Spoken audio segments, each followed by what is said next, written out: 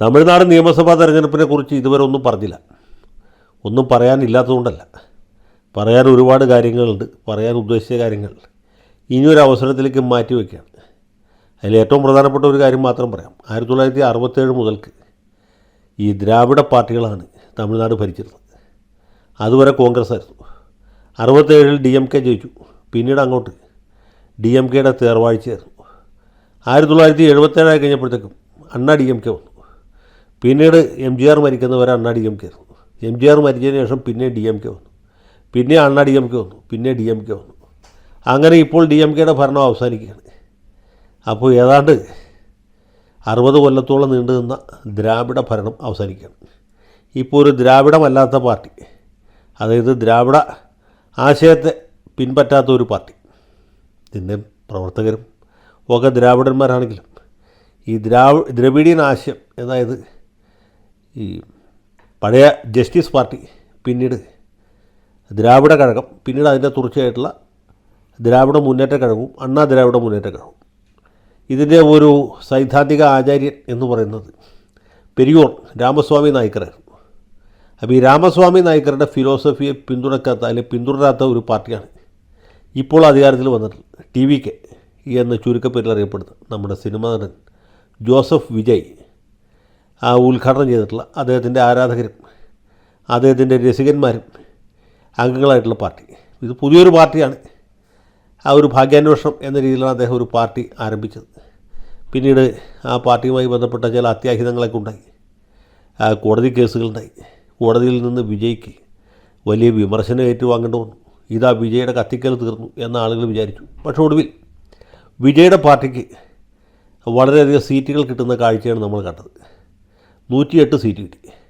പക്ഷേ 107ൻ്റെ ഫലമേ ഉള്ളൂ. കാരണം വിജയ് തന്നെ 2 മണ്ഡലങ്ങളിൽ മത്സരിച്ചു, ജയിച്ചു. അത് ഡബിൾ റോളൊക്കെ അഭിനയിച്ച് ശീലിച്ച ആളാണ്. അത് ഒരു മണ്ഡലത്തിൽ മത്സരിച്ച പോരാ, 2 മണ്ഡലത്തിൽ മത്സരിച്ചു. പക്ഷേ ഫലം എന്ന് വെച്ചാൽ ഒരു മണ്ഡലത്തിലെ MLA സ്ഥാനം രാജിവെക്കേണ്ടി വരും. അപ്പോൾ എഫക്റ്റീവ് സ്ട്രെങ്ത് 107ആണ്. ഭൂരിപക്ഷത്തിന് 118 വേണം. 11 പേരുടെ കുറവുണ്ട്. ഈ 11 പേരെ എങ്ങനെയെങ്കിലും ഉണ്ടാക്കിയാലേ പുള്ളയ്ക്ക് അവിടെ മന്ത്രിസഭ ഉണ്ടാക്കാൻ പറ്റുള്ളൂ. അത് അത്ര ബുദ്ധിമുട്ടുള്ള കാര്യമല്ല. ഒരു സാധാരണ രാഷ്ട്രീയ നേതാക്കന്മാരെ സംബന്ധിച്ചിടത്തോളം നിസ്സാരമായിട്ട് ഈ കക്ഷി നേതാക്കന്മാരോ ചെറു പാർട്ടികളൊക്കെ പിടിച്ച് മന്ത്രിസഭ രൂപീകരിക്കാൻ കഴിയും. പക്ഷേ വിജയ്ക്ക് ഈ ഒരു കലാപരിപാടി വശമില്ല. കാരണം അദ്ദേഹം സിനിമാ നടനുള്ളൂ.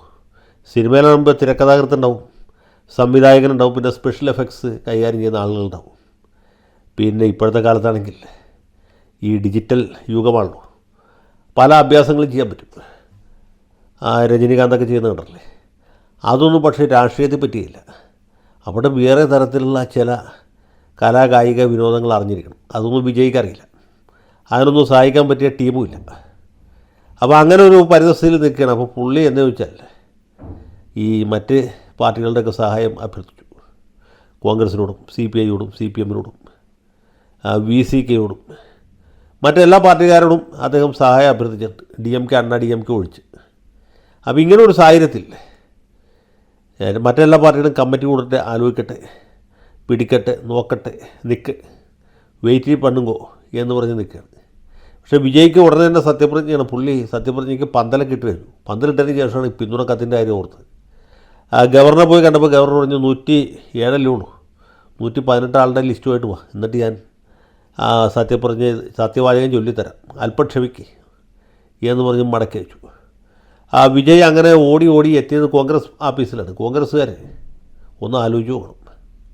2004 മുതൽക്ക് ഇന്ത്യ സഖ്യത്തിൻ്റെ അല്ല, UPAയുടെ അവിഭാജ്യ ഘടകമാണ് DMK. 2004 മുതൽ ഈ ക്രിസ്ത്യാനികൾ കല്യാണം കഴിക്കുമ്പോൾ അച്ഛൻ വധൂവരന്മാർക്ക് ചൊല്ലിക്കെടുക്കുന്ന ചില പ്രതിജ്ഞകൾ കേട്ടില്ലേ? സന്തോഷത്തിലും സന്താപത്തിലും ദുഃഖത്തിലും വേദനയിലും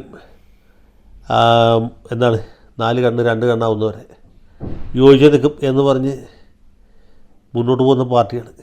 അല്ലാതെ ഈ SPയെ പോലെയോ BSPയെ പോലെയോ ഉള്ളൊരു പാർട്ടിയല്ല.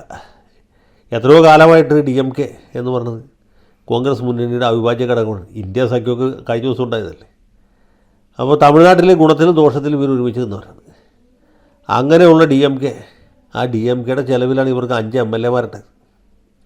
എല്ലാ പാർട്ടികൾക്കും ഉണ്ടായ തിരിച്ചടി കോൺഗ്രസിനും ഉണ്ടായി. കോൺഗ്രസിന് നേരത്തെ 15 MLAമാരുണ്ടായിരുന്നു. ഇപ്പോൾ അത് 5 വർദ്ധിച്ചു. ആ 5 എം എൽ എമാരെ വെച്ചിട്ടാണ്. അവരുടെ ഇടത്തെ കയ്യിലെ ചൂണ്ടുവിരൽ പുരട്ടിയ മഷി ഉണങ്ങിയിട്ടില്ല. അതിനു മുമ്പ് DMK തള്ളിപ്പറഞ്ഞ് ഇതാ വിജയുടെ TVKയുടെ പുറകെ പോവുകയാണ്. ഒന്ന് ആലോചിച്ച് നോക്കൂ, എന്തൊരു വലിയ വിശ്വാസ വഞ്ചനയാണ് ചെയ്തിട്ടുള്ളത്. DMKക്കാർ പറഞ്ഞ പിന്നിൽ നിന്ന് കുത്തി എന്നാണ്, ബാക്ക് സ്റ്റാബിങ് എന്നാണ്. ആ വാക്ക് പോരാ. സത്യത്തിൽ മലയാളത്തിൽ സഭ്യമായ ഒരു വാക്കുകൊണ്ടും കോൺഗ്രസിൻ്റെ ഈ പ്രവൃത്തിയെ നമുക്ക് ന്യായീകരിക്കാൻ പറ്റില്ല. ചില പ്രാദേശിക കക്ഷികളൊക്കെ ഇങ്ങനെ ചെയ്യാറുണ്ട്. കാരണം അവർക്ക് വീണടം വിഷ്ണുല്ലോ. ഇപ്പോൾ പാട്ടാളി മക്കൾ കക്ഷിയാണ് ഇദ്ദേഹത്തിൻ്റെ വിജയുടെ വിളി കേട്ട് പോയെങ്കിൽ നമുക്ക് മനസ്സിലാക്കാം. അല്ലെങ്കിൽ DMDK ആണെങ്കിൽ മനസ്സിലാക്കാം. AMMA ആണെങ്കിൽ പോയത് നമുക്ക് മനസ്സിലാക്കാം. ഇതങ്ങനെയല്ല. ഇവിടെ പോയിട്ടുള്ളത് ആരാണ്? ഇന്ത്യ രാജ്യം അടക്കി ഭരിച്ച പണ്ഡിറ്റ് ജവഹർലാൽ നെഹ്റുവിൻ്റെയും ഇന്ദിരാഗാന്ധിയുടെയൊക്കെ പാരമ്പര്യമുള്ളൊരു പാർട്ടി. വെറും 5 MLA മാരുള്ളപ്പോൾ കഴിഞ്ഞതിൻ്റെ മുമ്പത്തെ മാസം ഒരു സിനിമാ നടൻ ഉണ്ടാക്കിയ പാർട്ടിയുടെ കൂടെ പോവുകയാണ്. ആരോ ഉപേക്ഷിച്ചിട്ട് എത്രയോ കൊല്ലം, പതിറ്റാണ്ടുകളായിട്ട് ഇവരെ വിശ്വസിച്ച് ഇവരുടെ വാക്ക് കേട്ട് ഇവരോടൊപ്പം പോയ ഒരു മുന്നണിയെ, അല്ല ഒരു രാഷ്ട്രീയ പാർട്ടി മൊത്തം ഉപേക്ഷിച്ച് പോവുകയാണ്. ഇപ്പോൾ CPI CPM പോയാൽ നമുക്ക് മനസ്സിലാക്കാം. അവർക്ക് പ്രത്യേകിച്ച് DMKയോട് കൂറൊന്നുമില്ല. ഇത്തവണ DMKയോട് കൊടുക്കും, അടുത്ത പ്രാവശ്യം DMKയോട് കൊടുക്കും, അത്രേ ഉള്ളൂ. അതുപോലൊരു പാർട്ടിയല്ലല്ലോ ഇന്ത്യൻ നാഷണൽ കോൺഗ്രസ്. കോൺഗ്രസിൻ്റെ പാരമ്പര്യം അതല്ലല്ലോ, പൈതൃകം അതല്ലല്ലോ. ആരാണിതിനൊക്കെ രാഹുൽ ഗാന്ധിക്ക് ബുദ്ധി ഉപദേശിക്കുന്നതെന്ന് എനിക്ക് മനസ്സിലാവുന്നില്ല. ബംഗാളിൽ അദ്ദേഹം അനുവർത്തിച്ച ചരിത്രപരമായ ദൗത്യത്തെക്കുറിച്ച് ഞാൻ കഴിഞ്ഞ ദിവസം പറഞ്ഞു. അതിനേക്കാൾ വിചിത്രമായ, അതിനേക്കാൾ വിനോദകരമായ ഒരു തീരുമാനമാണ് തമിഴ്നാട്ടിൽ കൈക്കൊണ്ടുള്ളത്. ഇതിൻ്റെ ഫലം എന്തായിരിക്കും എന്ന് അദ്ദേഹം അര നിമിഷമെങ്കിലും ആലോചിച്ചിട്ടുണ്ടോ? ഇവിടെ ഇന്ത്യ സഖ്യത്തിലല്ല വിള്ളൽ വീണ്ടുള്ളത്. വിള്ളൽ വീണ്ടുള്ളത് UPAയിലാണ്, ഐക്യ പുരോഗമന സഖ്യം.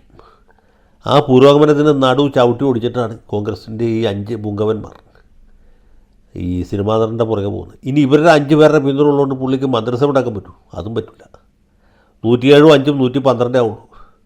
പിന്നെയും വേണം 8 MLA മാർ. CPIയും CPM പിന്തുണയ്ക്കും എന്ന കാര്യത്തിൽ വല്ല ഉറപ്പുണ്ടോ? പിന്തുണച്ചില്ലെങ്കിൽ പിന്തുണച്ചില്ല. ഇനി അങ്ങനെ വെറും 118 ആളുടെ പിന്തുണ കൊണ്ടൊരു മന്ത്രിസഭ ഉണ്ടാക്കാൻ പറ്റുമോ? സ്പീക്കറെ തിരഞ്ഞെടുക്കണ്ടേ? അപ്പോൾ പിന്നെ ഭൂരിപക്ഷം ഇല്ലാണ്ടാവില്ലേ? ഇനി DMKയിൽ നിന്നോ DMKയിൽ നിന്നോ MLA മാരെ ചാക്കിട്ട് പിടിക്കാൻ പറ്റും എന്ന് തോന്നുന്നുണ്ടോ? അവർ കൂറുമാറ്റം നിയമപ്രകാരം അയോഗ്യരായി പോകും. പിന്നെ ഈ അയോഗ്യ ഫയലുകളും കൂടി ചുമക്കേണ്ട ഉത്തരവാദിത്തം ആർക്ക് വരും? വിജയ്ക്ക് വരും.